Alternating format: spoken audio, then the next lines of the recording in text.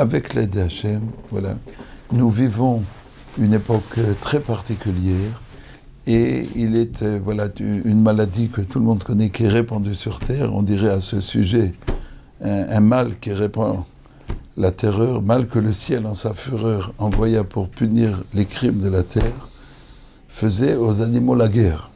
Voilà. Ils ne mouraient pas tous, mais tous étaient touchés, etc. Et si dans cette fable on parle des animaux, eh bien il faut savoir que ça a commencé chez les animaux, puisqu'on a trouvé, de ce que j'ai entendu, on a déjà trouvé chez des poules, mais on a trouvé essentiellement chez des serpents et chez des chauves-souris cette maladie. Et on dit avec l'aide d'Hachem, on espère, c'est pour l'instant la course entre l'Amérique et Israël, on va voir qui va gagner le prix pour trouver l'antivirus. Les Israéliens disent avoir trouvé, mais ça fait encore 3 mois avant que... Et ça fait des années qu'ils travaillent sur ce projet. En Amérique, ils disent qu'ils ont ensuite... Qui vivra verra, que Hachem protège, voilà, le peuple juif et le monde entier. On ne sait ce qu'il y aura, mais ce qui est certain, c'est qu'on a découvert déjà chez des animaux, et comme je disais particulièrement, alors les poules sont mangées par le monde entier, les serpents et les chauves-souris ne sont mangés que dans un pays où on mange tout, et donc voilà, il y a un lien, voilà, sans vouloir faire de lien, mais bien entendu, et même, j'ai un peu honte de le dire, mais même les gens non religieux qui partaient en Chine jusqu'à présent, puisque qui ne travaille pas en Chine, et surtout parmi les Juifs, eh bien, ils emportaient leur repas. Que Dieu nous pardonne, non cachère, mais pour ne pas manger, parce que même les non-religieux venant du monde entier, en Chine, eh bien, ils mangent leur propre popote. Alors, nous avons la chance, Baruch Hashem, voilà, c'est une enclave, et les non-juifs ont le droit, ils ont le droit de manger tout ce qu'ils mangent, les araignées, les mouches, tout ce qu'ils mangent en Chine, ils ont le droit. Mais même, on n'a pas besoin de faire tout ce dont on a le droit. Et on voit bien que les autres nations ne le font pas. Et c'est en tout cas une parenthèse, mais pour nous apprendre et à remercier nous autres juifs qui avons le mérite exceptionnel, voilà, de la cacheroute et d'avoir certains animaux qu'on a le droit de manger, certains qui sont impurs, et comme dit la Torah, l'ote shaktsu et nafshoserem, ne vous rendez pas vous-même comme des insectes en mangeant, parce qu'il y a des choses dégoûtantes, et que lorsqu'on mange certaines choses, on devient dégoûtant. Alors, pourquoi c'est à notre époque que ça s'est révélé, pas avant, j'y reviendrai peut-être dans quelques instants, mais c'est déjà une réflexion sur la nourriture et sur le bonheur qu'on est d'être juif et de se protéger. Bien entendu que la cacheroute n'est pas faite pour se protéger médicalement et pour la santé. On ne fait pas les mitzvot pour être bien portant. On fait les mitzvot parce que c'est la volonté du Créateur, mais il est évident que le manger cachère apporte également la santé. Et je vous dirais qu'encore aujourd'hui, il y en a qui, alors, ceux qui sont anémiques, eh bien, il y en a encore qui vont aux abattoirs pour prendre du sang. Et on fait des cachets aujourd'hui, je ne sais pas comment ils appellent ça, pour des gens anémiques. Eh bien, encore aujourd'hui, les non-juifs préfèrent, et cette aujourd'hui, ils vont aux abattoirs juifs, ils prennent du sang qui gicle au moment de la shrita, mais pas du sang d'un animal tué par pistolet. C'est pas le même sang, c'est pas la même propreté. Et lorsqu'on a la cacheroute, bien entendu, on ne le fait pas pour ça. On le fait parce qu'on est des juifs attachés à Kadosh Baruch Hu qui nous a choisis. Mais il est évident que la cacheroute et toutes les méthodes de la Torah amènent la plénitude à l'âme, mais aussi au corps. Et ce sont des choses évidentes. C'est une petite réflexion très simple. Et la question, qu'est-ce que nous pouvons, en cette période, qu'est-ce que nous pouvons et devons faire? Qu'est-ce qu'Hachem attend de nous? Alors, il est évident, ça n'a pas commencé en cette année, ça a commencé déjà de longues années, c'est un processus, que plus on se rapproche de la fin du monde, et plus Hachem se révèle, Dieu se révèle. Quand vous avez la chute des 2 tours, où en tout et pour tout, c'était des des terroristes avec quelques couteaux, hein, rien, aucune arme sophistiquée, rien du tout. Des petits couteaux et qui ont réussi à faire tomber le poumon et le cerveau de l'Amérique, eh bien, c'est un signe de l'époque que nous vivons. C'est déjà il y a 20 ans de ça, qu'Akadosh Baruch Hu fait en sorte de nous montrer que l'homme est en train de perdre la force qu'il a créée, et surtout l'homme européen, l'homme en général, l'homme européen, l'homme occidental s'est mis à la place du Créateur. L'homme est tout puissant. Il domine le monde, il domine la science, il domine l'économie, il domine la santé. Et plus on avance, plus Akadosh Baruch Hu nous fait une grâce de nous rapprocher à lui et de nous donner une chance de se déconnecter de cette idolâtrie où l'homme s'est mis sur un piédestal et a fait de lui l'idole, et de se rendre compte que nous ne dirigeons pas le monde, que l'homme est impuissant. Et celui qui ouvre les yeux et celui qui se donne au Créateur, eh bien, voilà, il est sûr d'être déjà dans la bonne voie et d'être protégé. Alors, chaque cas est à part. Et Akadosh Baruch Hu a des calculs à l'infini qui nous dépassent. Mais de façon générale, il est évident que le message caché dans cette maladie mondiale, quelque chose, un phénomène peut-être unique dans l'histoire, il n'y avait pas de connexion dans le passé qu'on puisse juger, mais quelque chose d'aussi mondialisé, peut-être ça n'a pas existé dans le passé, et c'est Akadosh Baruch Hu qui est en train de se révéler. C'est une révélation, et les sages nous disent à la fin de Makot, à la fin des temps, qu'est-ce qui sauvera l'homme? La mitzvah prépondérante, quelle sera-t-elle à la fin des temps? Tout le monde connaît cette Gemara, le dernier daf de Makot, la dernière page du traité Makot. Tzadik ba Chabakouk est venu et il a énoncé que le fondement de la Torah, de toutes les mitzvot, de la nomenclature des mitzvot à la fin des temps, c'est quoi? C'est la Emouna, la foi en Akadosh Baruch Hu. Tzadik be'emunato. Ce que nous devons le plus renforcer à la fin des temps, c'est la Emouna, c'est la foi en Akadosh Baruch Hu. Bien, Hachem nous donne des moyens de nous renforcer, parce que lorsque l'homme est sûr de son fait et sans qu'il domine, eh ben, il risque malheureusement ce n'est même plus aide-toi, le ciel t'aidera, c'est je m'aide tout seul et le ciel, on dirait, n'existe pas. Alors qu'Akadosh Baruch Hu nous donne, voilà, une occasion, il y en a eu d'autres, mais ça c'est une occasion de réflexion et de ressourcement pour se renforcer dans l'essentiel de ce qui peut nous sauver l'humanité et amener la fin des temps dans la miséricorde et non pas dans des guerres et dans les flots de sang. Voilà. Donc, ça c'est déjà l'essentiel. Et en cette période, en quoi pouvons-nous nous renforcer? Alors, les sages parlent de la fin des temps de deux périodes. Ce qu'on appelle, il y a Chevle Mashiach, et ensuite, il y a le Ikveta de Meshicha.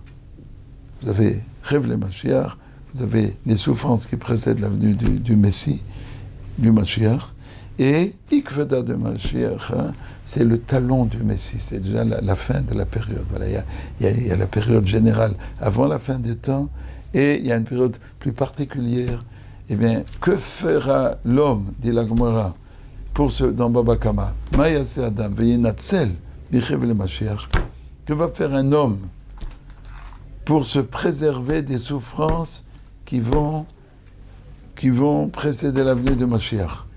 Et ces souffrances sont là pour élever l'homme. Ce n'est pas, Dieu n'envoie pas de châtiment et uniquement de vengeance, Ras Veshalom.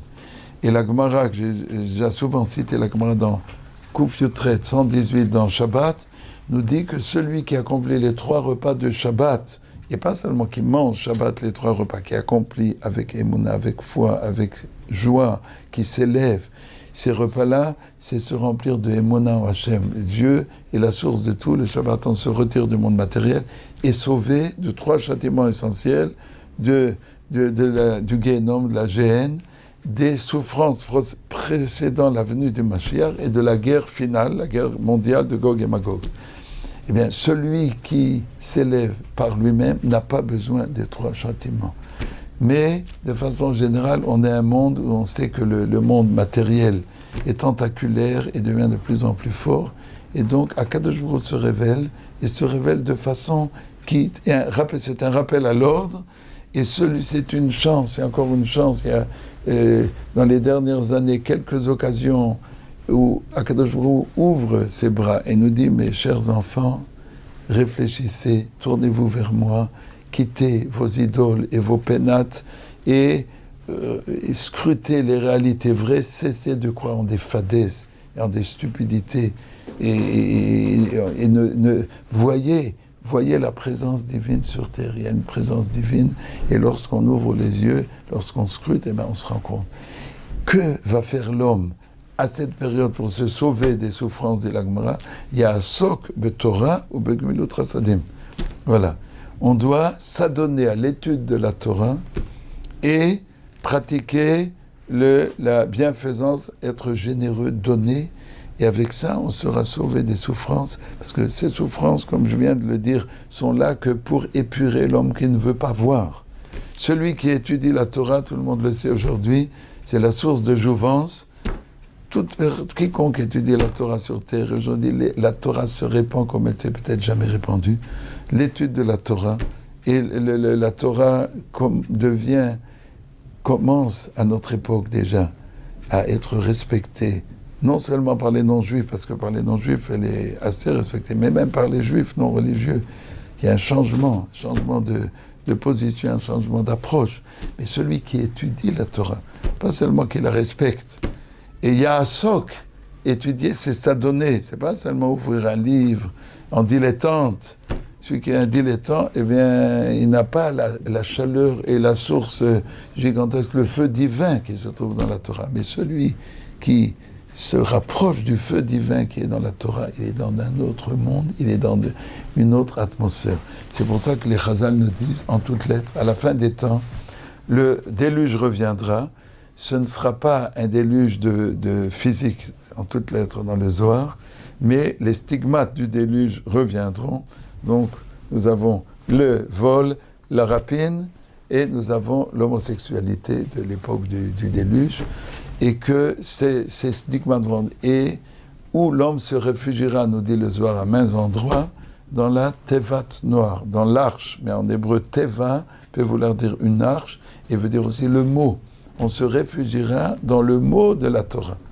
Donc, dans cette époque, on disait, mon maître Rabbi Sarah, Meir Zerat Tzadik Livracha, cette époque de feu et de sang spirituel, où on est entouré, voilà, il y a des rapaces, le vol, la rapine, et une dissolution des mœurs qui dépassent l'entendement.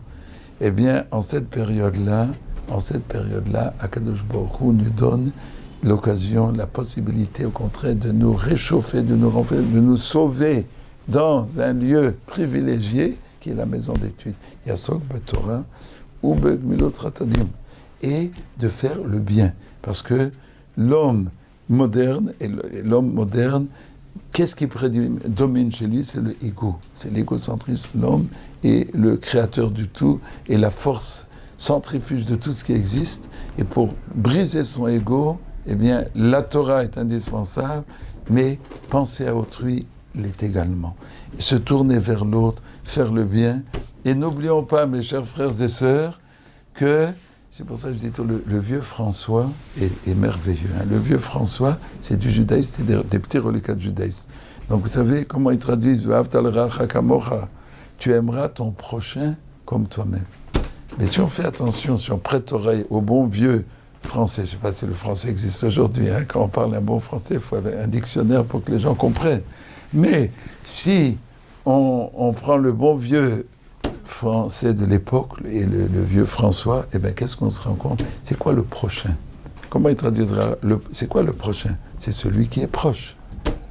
Mais qu'est-ce qu'on doit aimer? On doit aimer son prochain. Pourquoi? Parce qu'il est proche. Et celui qui est plus proche, eh bien, on doit encore plus l'aimer.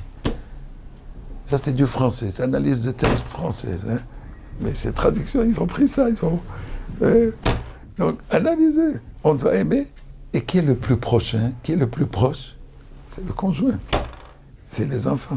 Il y en a qui aiment tous ceux qui sont à l'extérieur et à l'étranger, mais les gens proches, voilà, on les oublie. Donc n'oublions pas, pour se protéger de ce monde qui est un maboul, qui est un déluge de feu et de sang, et pour stigmatiser un peu, les Chazal disent que voilà, les deux choses qui reviendront sur terre, eh bien ce sont ces deux éléments, bien un des deux, l'homosexualité.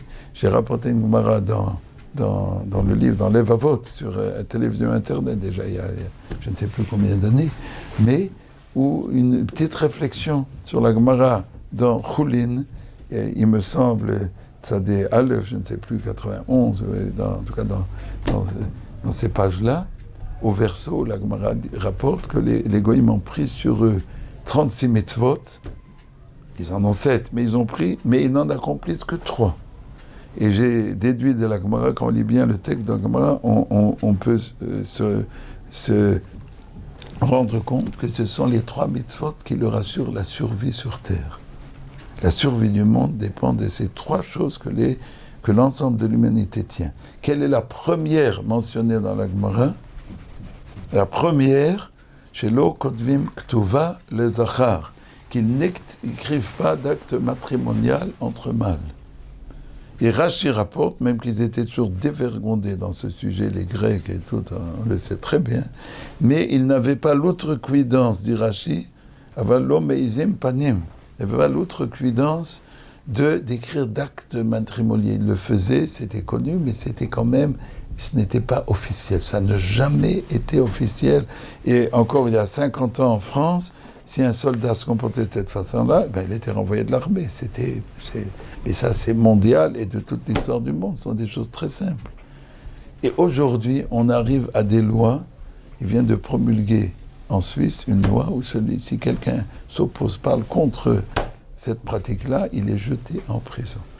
Bien, je prétends, avec l'aide d'Hachem, que voilà, le corona, c'est en relation, voilà, bien entendu, Hachem, comme je l'ai dit, un mal qui répand la terreur, que le ciel, en sa fureur, envoya pour punir les crimes de la terre, qu'il y a quelque chose à notre époque qui n'est plus du domaine des instincts. Le mal, à notre époque, est officialisé. Il y a des instincts. Alors, cet instinct existe aussi, mais c'est un instinct secondaire qui n'est pas répandu, et ce n'est pas quelque chose de normal. Il y a une anormalité, c'est la fin de la procréation, c'est la fin du monde, et Dieu a bien fait les choses. L'unité, c'est lorsqu'il y a deux choses diverses qui s'unissent, et s'il y a quelque chose qui est contre nature, quelque chose qui est repoussant, qui est dégoûtant, et qui a toujours été repoussé par l'humanité, et aujourd'hui, c'est au point qu'on parle de liberté. On n'a tellement pas le droit d'avoir droit à la liberté que si on dit quelque chose qui a quelque sens de moralité, on est jeté en prison. Bien, c'est un monde, je dis, ce n'est pas Sodome et Gomorrhe, ce n'est pas le déluge, même que les Chazal disent que le déluge reviendra sur terre avec l'homosexualité. Mais les Chazal disent beaucoup plus, que jusqu'à la fin des temps, ne se sont ouvertes que 49 portes. Le monde a été créé avec 50 portes. Les 49 portes du bien et du mal ont toujours été ouvertes. La 50e ne l'a jamais été. Elle ne sera ouverte, disent les sages, qu'avant la venue du Moshiach. La 50e du mal et la 50e du bien. Et on se pose en s'opposant à notre époque. Le bien total est monté en épingle, et parce qu'il est créé en s'opposant au mal total qui est monté en épingle et qui est voilà, c'est un des éléments de ce mal total et qui demande à ce que l'homme, dans son comportement, il faut savoir qu'aujourd'hui, on est dans un monde où malheureusement, voilà, les idées, des idées aussi, qui sont le mot mauvais et bien en delà de la réalité, sont répandues et tiennent le haut du pavé. Il faut avoir le courage de ces opinions et il faut savoir que la Gemara dit que à l'époque, aux époques où on se dévouait pour les mitzvot, il y avait des miracles. Mais quand on se tait et quand c'est la défaite et quand voilà, En Angleterre, c'est la même chose. Une loi a été promulguée voilà, pour enseigner aux enfants, même des écoles primaires. Et un grand rave a écrit une lettre à tous les rabbins anglais, etc., qu'ils ne s'opposent pas assez, que c'est le silence et que s'il y avait un tollé, voilà, il y a des musulmans, des chrétiens qui en parlent plus que les juifs, mais en tout cas, on est tous sur la sellette. Et il faut savoir que c'est Dieu qui dirige le monde et ce ne sont pas des mannequins qui sont faits, pas de cire, mais de pierre, qui vont donner les normes. Et donc, si on a la croyance, on doit être fort avec sa foi et on doit au contraire se éclaircir. Et les malheureux qui sont, malheureusement, qui s'adonnent à des pratiques pareilles, eh bien, il faut les guérir et les aider, mais savoir où est la vérité et voir qu'il y a un lien, parce que le cosmos et l'homme sont reliés, Dieu et l'homme sont reliés, et tout ce qui se passe est en relation avec ce que fait l'homme. Ce sont des principes clairs de la Torah.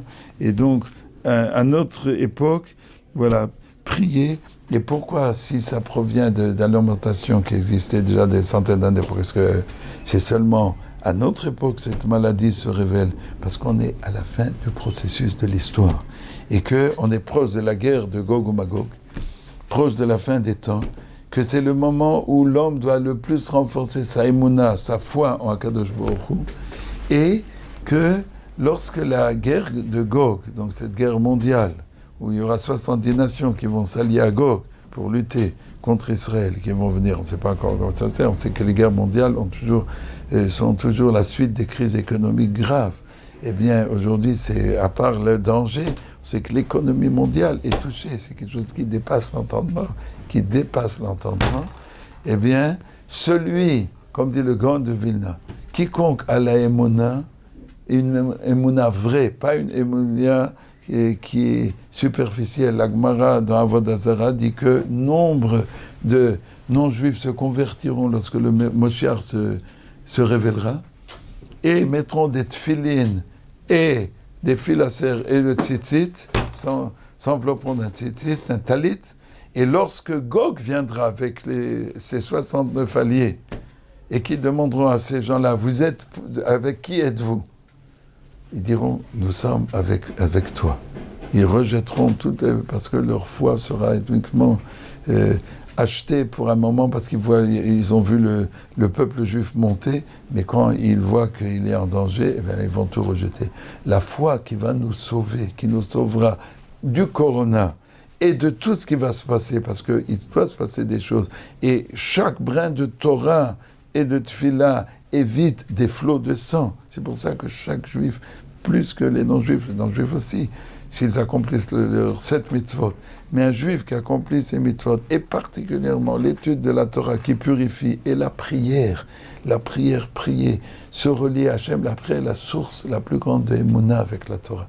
Lorsqu'on prie bien, on se régénère tous les jours, 3 fois par jour, on renforce son lien avec Hachem et sa Emouna. Ce n'est pas que dans la prière et la Torah qu'on doit se renforcer, mais il y a Gmilut Ratzodim, on doit se donner au bien pour autrui et s'unir avec l'autre. Et nous, on est dans un monde où on est déconnecté, le monde des masses médias, c'est le silence total, c'est le WhatsApp, il n'y a plus de paroles, il n'y a plus de liens, il y a la quarantaine. La corona, c'est corona, quarantaine. Eh bien, si on veut se sauver de la quarantaine, et il vaut mieux prédire que guérir, eh bien, il faut s'unir avec les proches, et c'est un élément de plus qui va nous propulser vers le haut, nous protéger non seulement le peuple juif, l'ensemble de l'humanité, que ce soit, voilà, un point important qu'on accomplisse. Eh bien, cette époque-là, elle peut être couronnée, non pas corona, mais couronnée par une émouna qui va embraser non seulement le peuple juif, mais l'ensemble de l'humanité, que nous soyons tous sauvés avec Rachamim, Ken Yiratzon, Amen.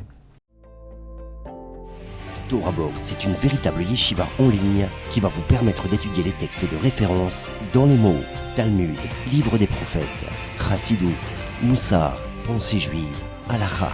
Des dizaines d'œuvres disponibles avec pour chacune d'elles un enseignement adapté. En un seul clic, où que vous soyez, à n'importe quelle heure du jour ou de la nuit. étudiez enfin tous les sujets que vous avez toujours rêvé d'approfondir. Alors, travailler le GAN, c'est la socbe du vrai Torah, c'est travailler les paroles de l'étude de la Torah. Et c'est quoi garder le GAN? C'est l'ishma, mitzvota, de garder les mitzvot. Aujourd'hui, la Torah n'a jamais été aussi proche de nous.